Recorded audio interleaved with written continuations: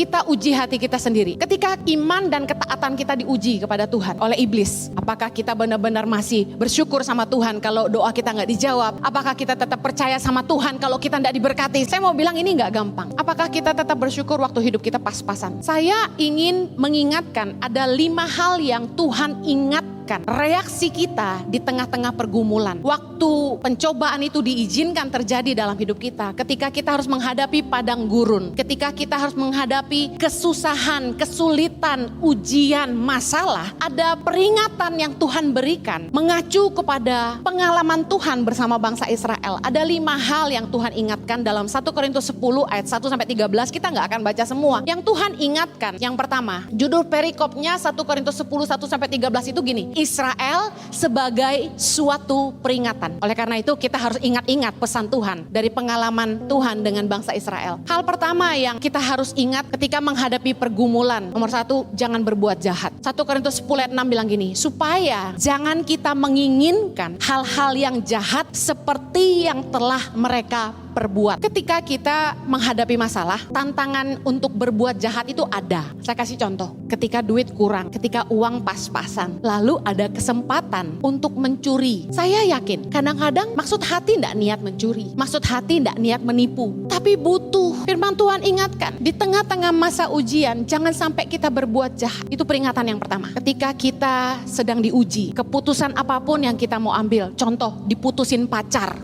itu selingkuh, kita diuji kan? Apa reaksi kita? Jangan berbuat jahat. Artinya apa? Jangan balas kejahatan dengan kejahatan. Relakan, tidak perlu disantet. Ada orang join bisnis sama kita, kerjasama, lalu nipu. Kita diuji, kita sedang menghadapi ujian. Ingat firman Tuhan, peringatan. Jangan berbuat jahat, gak usah balas kejahatan dengan kejahatan. Relakan. Belajar dari Ishak waktu dia gali sumur, direbut oleh bangsa Filistin. Ishak relakan. Apakah Ishak jadi miskin? Tidak. Tuhan buat sumur yang digali Ishak dimanapun berbual-bual. Saya mau kasih tahu, orang boleh curi apa yang menjadi bagian kita, tapi penyertaan Tuhan tuh tidak pernah pindah. Kalau sekali Tuhan mengikutimu, 1000 orang direbah di kanan kirimu, saya mau kasih tahu, kamu akan tetap teguh berdiri karena Tuhan menyertaimu. Peringatan dalam menghadapi pergumulan yang kedua, jangan lari kepada Allah lain. 1 Korintus 10 ayat 7. Supaya jangan kita menjadi penyembah-penyembah berhala sama seperti beberapa orang dari mereka. Kadang-kadang waktu doa kita nggak dijawab-jawab, kita ngerasa gini, Tuhan ada nggak sih? Jangan-jangan gue salah nih percaya Tuhan. Mungkin kalian akan bilang gini, Ibu Heni aja yang imannya lemah. Saya nggak pernah. Oh ya? Berapa kali waktu masalah datang kita carinya teman bukan Tuhan. Berapa banyak ketika masalah datang kita carinya orang lain dan bukan Tuhan. Penyembahan berhala berarti begini, kita menempatkan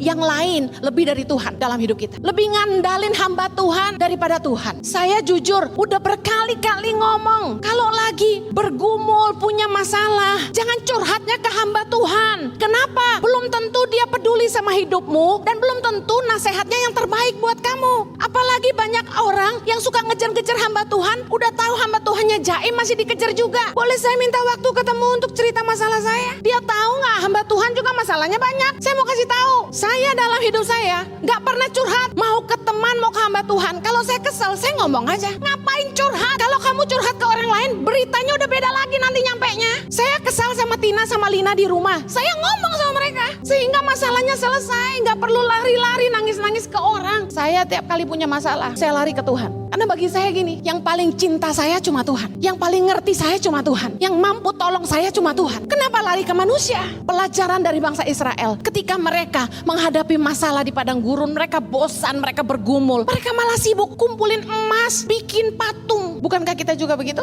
Saya nggak tahu siapa berhala dalam hidup Anda, tapi dengar baik, Allah kita Allah yang penjemburu. Di tengah persoalan selalu datang sama Tuhan.